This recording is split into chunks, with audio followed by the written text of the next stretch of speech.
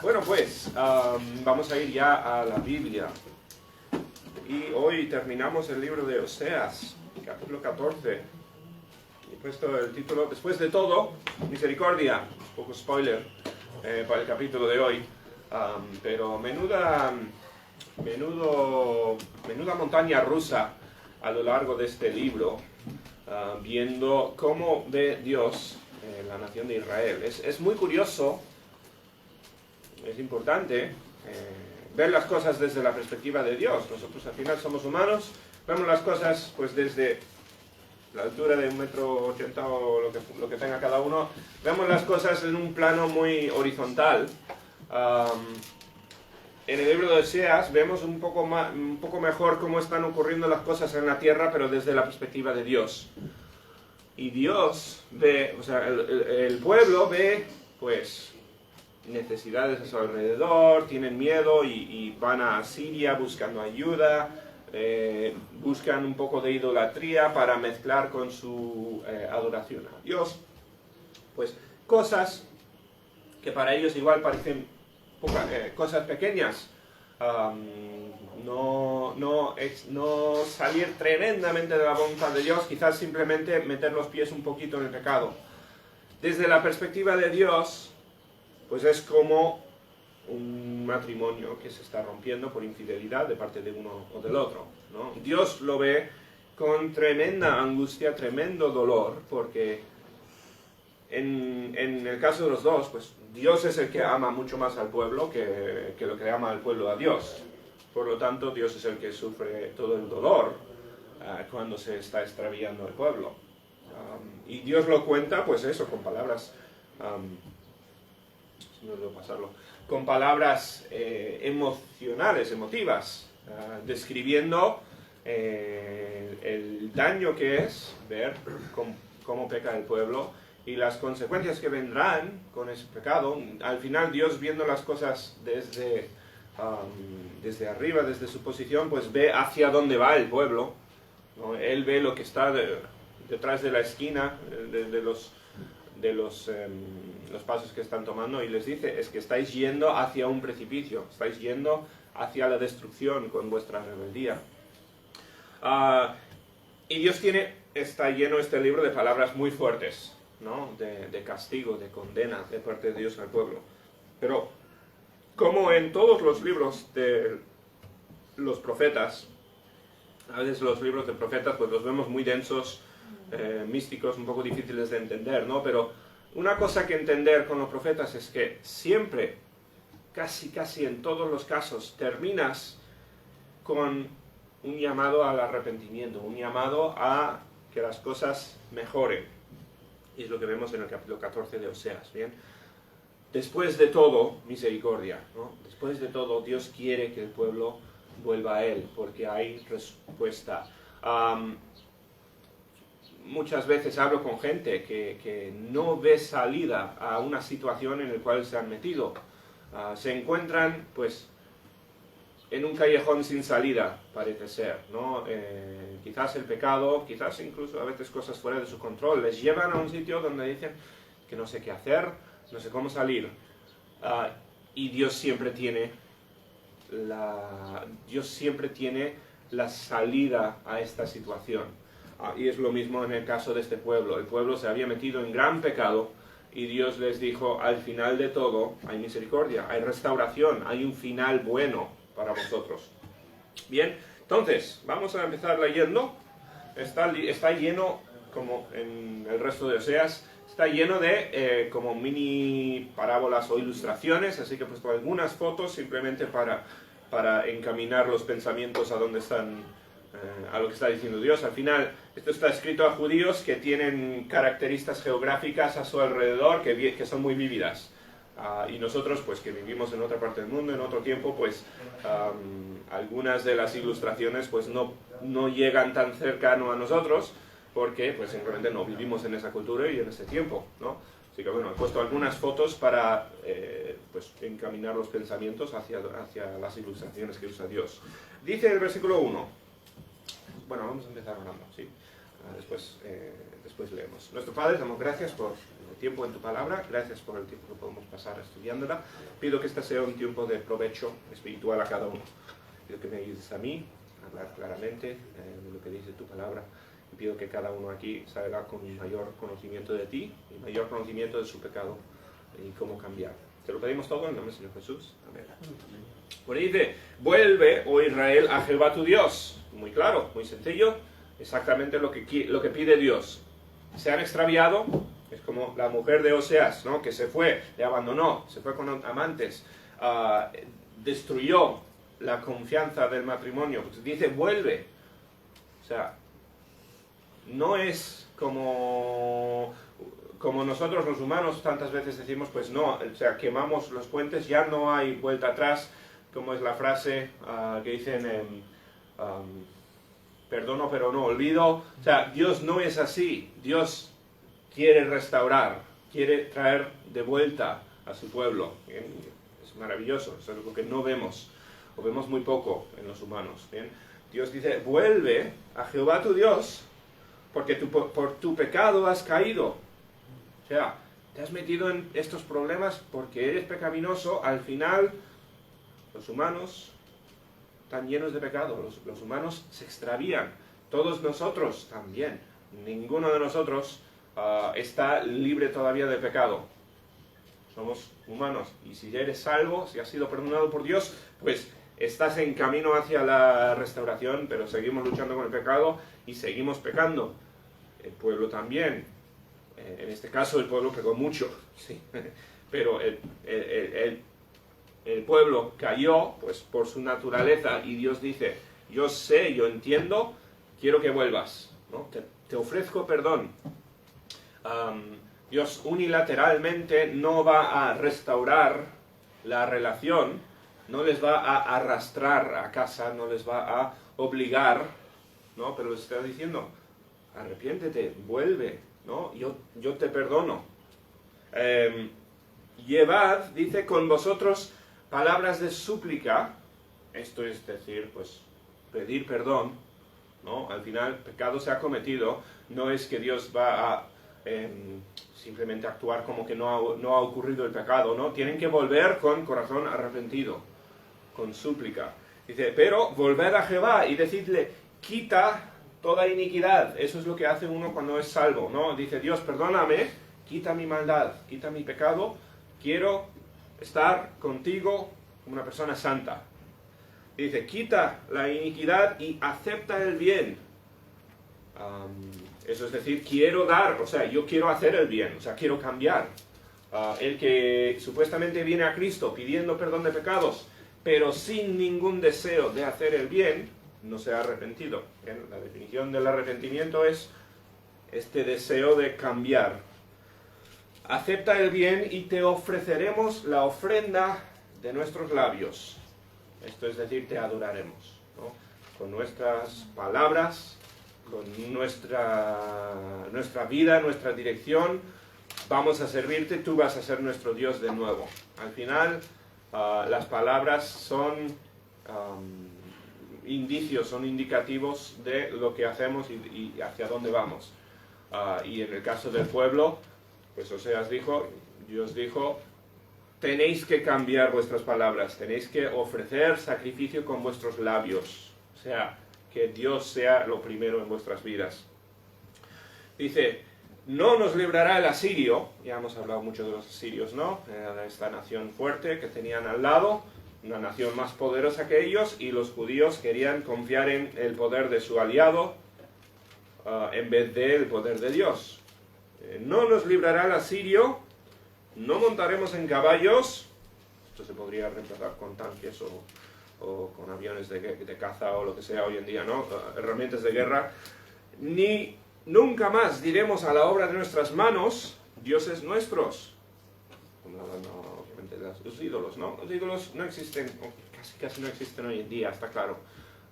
La idolatría en el mismo sentido del Antiguo Testamento pues no es típico hoy, pero seguimos adorando las cosas de nuestras manos cuando ponemos al trabajo o la casa o los bienes o cualquier posesiones, lo que sea, lo ponemos en el lugar de Dios, eso es idolatría, es poner la obra de nuestras manos ante Dios, ¿no? Es decir, mi relación con Dios toma segundo plano a mi trabajo o a cualquier otra cosa en mi vida. Eso es idolatría. Dice, porque en ti el huérfano alcanzará misericordia.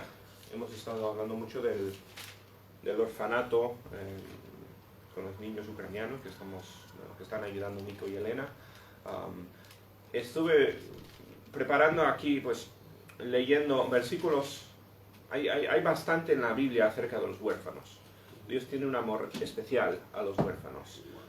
Y las palabras casi más severas que encontramos en la Biblia son Jesús hablando de lo que hará a los que hacen tropezar a los inocentes, a los pequeños, los niños, los huérfanos.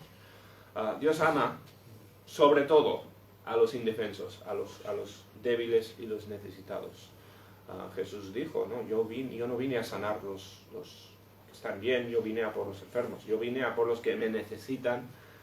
Y los niños, ¿quién más necesita a Dios que los niños? ¿Bien?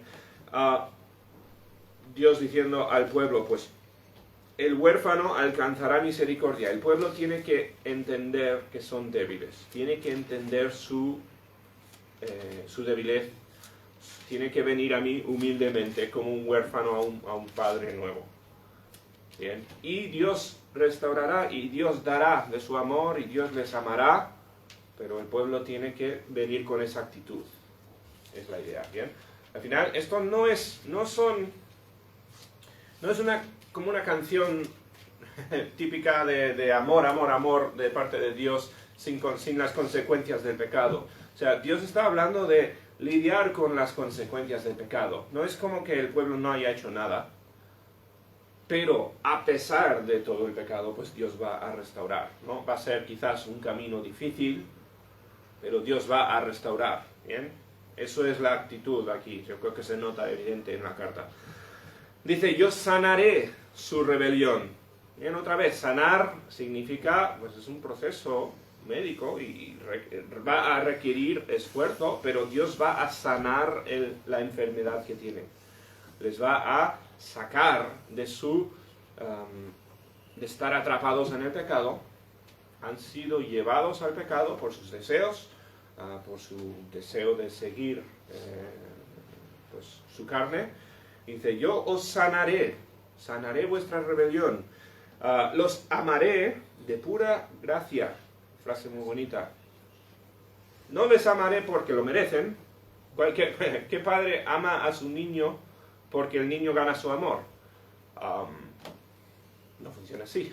O sea, Dios ama de pura gracia, ¿no? Ama a criaturas que no merecen su amor. Porque mi ira se apartó de ellos. Dios se enfadó, se airó por el pecado. Dios siempre se aira por el pecado. Y eso es correcto. Bien. Pero Dios perdona y aplaza y quita su ira del pueblo. Eso es su promesa. Sanar, amar, apartar su ira de ellos. Bien, tengo una foto. Bien, ¿alguien sabe qué flores?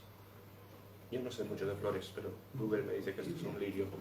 Bien, un lirio, sí. Un lirio con, y no se ve igual muy bien, pero con las gotas del rocío. Bien.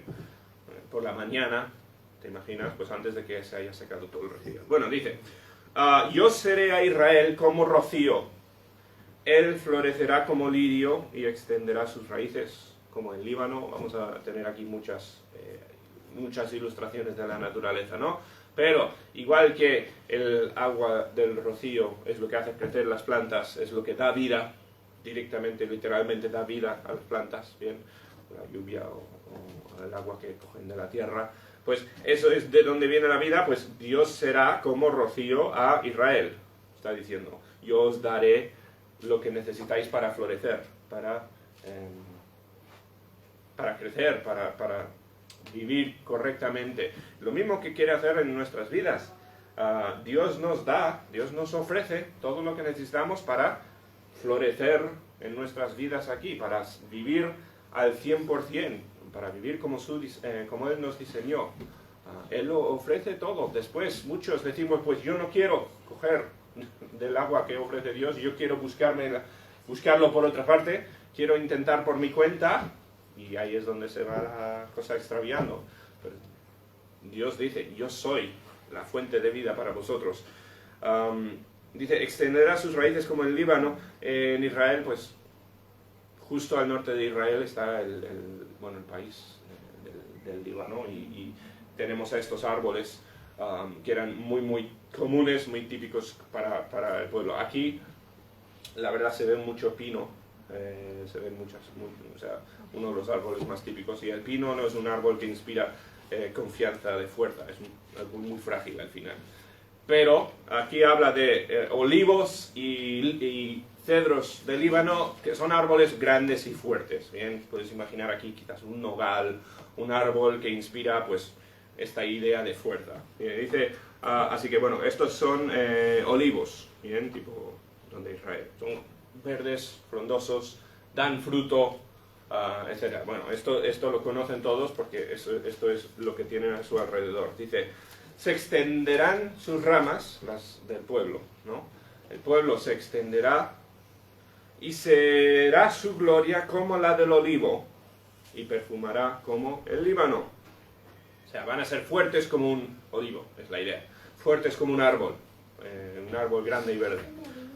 Aquí este árbol es un cedro del Líbano, de hecho, ¿bien? Que es enorme, es un árbol que da mucha sombra, ¿bien? Así se ve, también árbol muy típico aquí. Dice, volverán y se sentarán, aquí está hablando de a Israel, le haré como un árbol y la gente se podrá sentar bajo su sombra.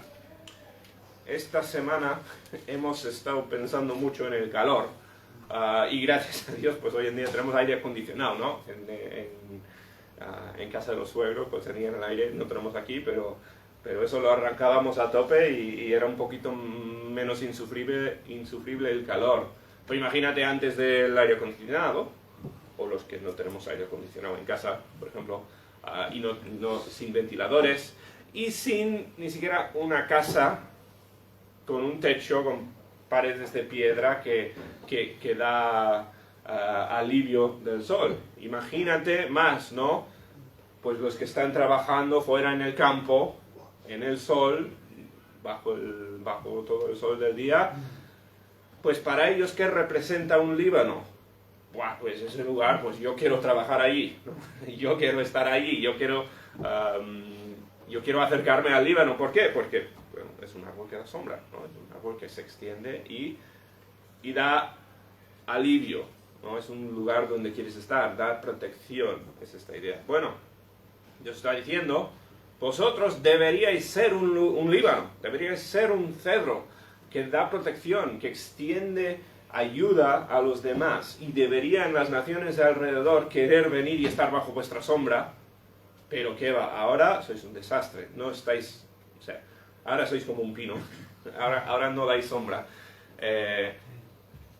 Yo quiero que volváis a ser, pues, el pueblo que yo quise para vosotros, ¿bien? El pueblo que es una bendición a los demás y que la gente venga. La iglesia debería ser igual, por eso oramos, ¿no? Que Dios nos ayude a ser de bendición y de ayuda alrededor, porque esto debería ser un lugar de ayuda, de ánimo y de refugio, un lugar de sombra, pues, y con esta misma idea, ¿no? Donde la gente necesitada puede venir y encontrar alivio y descanso. Eso deberíamos ser como iglesia, ¿bien?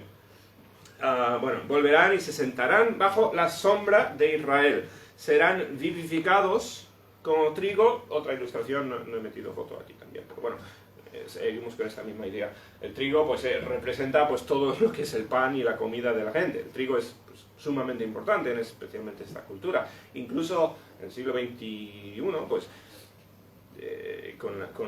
entiendo que con la guerra en Ucrania pues se ha quitado una pequeñísima parte de lo que es los lugares donde se crece el trigo en el mundo, y ha tenido consecuencias drásticas en diferentes sectores del mercado una pequeña falta de trigo. O sea, el trigo es importante, trabajemos con ella todos los días o no. Pues Dios está diciendo, vais a ser como un campo donde el trigo crece correctamente y es bueno. Bien, algo que, una vez más, es importante. Vais a ser una nación que sirve vuestra función, que es de bendición y de ayuda y de vida a los demás. Y te florecerán como la vid, otra ilustración, ¿no? La viña. Su olor será como el vino del Líbano. Otra vez, el Líbano era zona montañosa, verde, muy viva, ¿no? Está diciendo, pues vosotros deberíais estar, pues, demostrando vida, esparciendo vida. Deberíais ser ejemplos de vida a los demás. Efraín dirá, ¿qué más tendré ya con los ídolos? En este futuro, que entendemos que no es un futuro hipotético, porque esto es profecía, esto no es únicamente Dios diciendo por favor arrepentidos, ¿no? En un sentido esto también es profecía mirando al día cuando Israel una vez más servirá a Dios. ¿Bien? En temas del futuro, en fin, escatología, lo que llamamos en la iglesia, lo que sería el estudio de las cosas que son por venir todavía, pues hablar del milenio, del arrebatamiento y las cosas, los eventos futuros del cual nos cuenta la Biblia, pues hay varias cosas, hay cosas que no sabemos, bien, hay gente que lo tiene súper claro todo en la cabeza y simplemente la Biblia hay cosas que no los deja muy claros, pero hay cosas que sí deja muy claros. Una de esas cosas es que Dios va a ser rey sobre Israel e Israel va a ser de bendición a todo el mundo. Y punto, y se acabó. Así va a ser el futuro. Bien, seguramente está hablando durante el periodo del milenio. Eso no lo deja tan claro como el hecho de que, como dije, Israel va a volver a florecer y Dios va a sentarse, Jesús va a sentar como rey sobre Israel. Bien, las cosas van a ser así en el futuro. Bien, es profecía. Dios jamás ha fallado en una profecía. Efraín dirá, ¿no? ¿Qué más tendré yo con los ídolos? Yo lo oiré y miraré. O sea, oiré y miraré a Dios. Dios va a reemplazar, Dios va a retomar su lugar, bien, como rey, como líder de Israel. Dice, yo seré a él como la haya verde. Otra ilustración, ¿no? De mí será hallado tu fruto. Tantas ilustraciones de la naturaleza aquí, todo concerniente a la idea de vida. Vida fructífera. Vida, no una vida que es pues como ves una planta en el desierto que tiene pues un pelín de verde y se ve que aguanta por los pelos. No, estamos hablando de un árbol grande y floreciente y verde que está al lado del río y se ve que tiene vida, ¿no? Entendemos la distinción aquí. Está diciendo, eso es lo que deberíais ser. A veces nos parecemos más al arbolito pequeño que se le está como, pues, nosotros que volvimos a casa después de una semana sin darle agua a las plantas y se veían así, tristes. A veces nos vemos así, como cristianos, más que como cedros, como de la ilustración, ¿no? Dios está diciendo, conmigo vais a demostrar vida a tope. No es que vais a vivir a tope, vivir a tope. Hay predicadores por la tele, predicadores populares y cosas así, libros que hablan de vivir tu mejor vida y vivir a tope con la ayuda de Dios. La idea es, vais a vivir para el bien de los demás.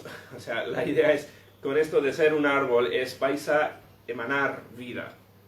No es vais a disfrutar, es más enfocado en los demás. Y yo creo que se ve eso claramente en las ilustraciones aquí, ¿no? Pero yo seré a él como el haya verde, otra vez, árbol que da vida. De mí será hallado tu fruto, bien, de mí vas a alimentarte. Y último versículo, bien. ¿Quién es sabio para que entienda esto? Al final, como en Proverbios tantas veces hemos visto ya la idea de dos grupos de personas, el sabio y el necio. ¿Quién es el sabio? El sabio es el que conoce a Dios y aprende a seguir sus caminos. El necio es el que quiere hacerlo por su cuenta. El que dice, yo no necesito el manual, yo me apaño pues con mi inteligencia, con mi lógica, con lo que sea. No, yo voy a vivir mi vida como yo creo que es mejor. el sabio es el que escucha a Dios. Y sé que lo repito mucho, suena cliché quizás, pero es que Dios es el diseñador, el sabio es el que busca al diseñador, vive su vida conforme al plan de Dios.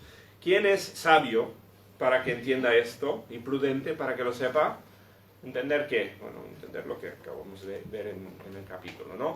Que de Dios viene la vida. Si te apartas de Dios, te vas a secar. Si estás con Dios, vas a crecer, vas a florecer. Y prudente para lo que lo sepa, dice, porque los caminos de Jehová son rectos. Esto es, correctos, los buenos. Dios tiene el mejor plan para tu vida. Y los justos andarán por ellos, andarán por ese camino. Mas los rebeldes caerán en ellos. ¿Ven? A ver, ¿te imaginas? Dos caminos, uno que es el correcto, uno que es el equivocado. Todos nos hemos equivocado de camino alguna vez en el coche, ¿no? Y después búscate la vida para ver cómo dar la vuelta y lo encuentras otra vez para engancharte a donde tienes que salir. Pues un camino correcto, un camino incorrecto. Uno que va a la vida, uno que va a la perdición. ¿En qué camino estamos? O sea, necesitamos sabiduría para escoger el camino correcto, ¿no? La sabiduría no es difícil de alcanzar. O sea, no estamos hablando de que tienes que ser un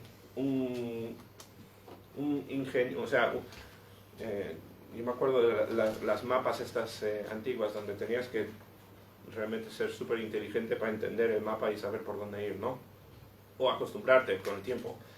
No requiere tremenda inteligencia encontrar el camino correcto. ¿Bien? Incluso con el GPS, yo uso el GPS y aún así me desvío muchas veces, ¿no? Porque no soy capaz de seguir una flechita. No es difícil encontrar el camino correcto. Requiere sabiduría, requiere prudencia, pero todo eso viene de Dios. Si buscamos a Dios como lo primero, encontramos su camino. Si Él es la prioridad de nuestra vida y no es Él un poco de sazonamiento para la vida, sino Él es lo que buscamos en la vida, encontraremos el camino correcto, seremos como el árbol verde, el árbol que emane vida. Si no buscamos su sabiduría, si intentamos hacerlo a la nuestra, yo no necesito instrucciones, no necesito direcciones, ya me ubico yo con el sol y encuentro yo el camino, pues no vamos a salir bien. Es simplemente el mensaje de Oseas, ¿no? Nos vamos a equivocar y va a salir mal. Eso es lo que hizo Israel. Mira cómo le salió a Israel, bien, en este caso. Buscaron su forma de hacer las cosas. Buscaron, pues mira, sí, Dios prometió protegernos, Dios prometió cuidarnos de las amenazas de las naciones alrededor, pero para eso tenemos que obedecerle, tenemos que vivir vidas de cumplimiento de sus normas, tenemos que decir no a tantos de estos deseos que tenemos, cosas que queremos hacer, pero Dios ha prohibido. ¿Qué vamos a hacer? Pues vamos a buscar nuestra forma de hacer las cosas, vamos a hacer alianzas con Asiria y con Egipto, vamos a añadir ídolos a nuestra vida, vamos a añadir todas estas cosas para intentar no necesitar tanto a Dios, y les llevó a la perdición. Y sabemos que no le escucharon mucho a Oseas. Oseas escribió pocos años después, la nación de Israel del norte, al cautiverio, muerte tremenda, devastación, ruina, casas, pertenencias, todo destruido, y el pueblo pues llevado a la ruina por su pecado. ¿Bien? Esto al final, el capítulo 14 es bonito, pero el pueblo no terminó bien. Por eso digo, la historia no ha acabado y Dios todavía tiene planes para Israel en el futuro. Pero Dios ofreció arrepentimiento y no lo cogieron. Lo mismo ofrece para nosotros. Dios ofrece el camino correcto. O sea, si tienes que decidir, ¿quieres ser el árbol, quieres ser el cedro del Líbano, quieres ser un palito en el desierto que no puede casi vivir? Yo creo que todos escogen por lógica lo bueno. ¿Pero qué requiere? Requiere tan sencillamente la sabiduría de buscar a Dios. Decir, Dios, tu plan es el mío. No voy a tomar mis decisiones por mi sabiduría, voy a buscar lo que tú quieres para mi vida. Es así de sencillo, es así de difícil quizás, pero es así de sencillo. Bien, qué maravilla que después de, todo esto viene o sea, después de una historia de pecado y, o sea, esto no es promesas que vienen antes de que los judíos entren en Egipto, como en Éxodo y al principio cuando Dios les dio promesas mirando hacia el futuro. Todo el libro de Oseas viene después de años y años y años de desobediencia, de realmente pues infidelidad completa del pueblo. O sea, tenemos que poner esto en su perspectiva correcta. Dios está dando todas estas promesas a un pueblo que no lo merece. Un pueblo pues que nosotros daríamos por vencido. O sea, nosotros no daríamos nada por ese pueblo. Dios lo está diciendo a gente que es un desastre. Y eso es la misericordia de Dios. Eso es quién es Dios. Todos nosotros, todos estamos en diferentes etapas de la vida, quizás. Todos tenemos nuestras historias diferentes. Todos nos hemos ido en manera mayor o menor por el camino del pecado. Nos hemos metido en líos grandes o pequeños todos, ¿no? Al final todos tienen sus historias. Pero todos nosotros somos igual de... o merecemos el tratamiento justo de Dios. Todos nosotros, por nuestro pecado, merecemos ser abandonados por Dios. Pero ese no es el Dios que tenemos, ese no es el Dios que servimos, ¿no? Dios es justo y misericordioso. E igual que con este pueblo, Dios ofreció la misericordia siempre. Es lo mismo con nosotros. Es maravilloso. No puedes llegar hasta un punto tan lejano donde Dios no te pueda rescatar. Es increíble. Dios es el Dios de las segundas y terceras y décimas oportunidades. Gracias a Dios, ese es el Dios que servimos. Bien, después de todo, Dios ofrece misericordia. No sé cómo estamos todos nosotros personalmente ahora con Dios. Si necesitas la misericordia que Dios ofrece, pues te la ofrece, ¿no? Cierra los ojos, tómate un momento de silencio, una hora de silencio, tómate un tiempo, arregla las cosas con Dios y di, Dios, pues ayúdame a reencontrar tu camino, a dirigir mi vida, porque yo quiero aprovecharme de esa misericordia. Y si eres un cristiano, si dices, pues creo que estoy en un lugar donde debería estar con Dios, pues pídele a Dios que te dé la sabiduría y prudencia de continuar allí, de no extraviarme, porque muy fácilmente nos desviamos. Muy bien, bueno, así vamos a terminar. Si hay alguna pregunta o comentario después, ya hablamos. Vamos a terminar orando y así acabamos el culto. Nuestro Padre, te damos gracias por el día que nos has dado, gracias por el tiempo en tu palabra, gracias por este libro tan maravilloso. Gracias pues que podemos aprender de los fallos de Israel del pasado, este pueblo. Pedimos que nos ayudes, pido por cada persona aquí, Señor, obra en cada corazón, ayúdanos a encontrar tu plan, a seguirlo, ayúdanos a tener una relación fuerte contigo, con el agua de vida que nos ayuda a hacer vida para los demás. Pido que nos ayudes a glorificarte esta semana, te lo pedimos todo en el nombre del Señor Jesús. Amén.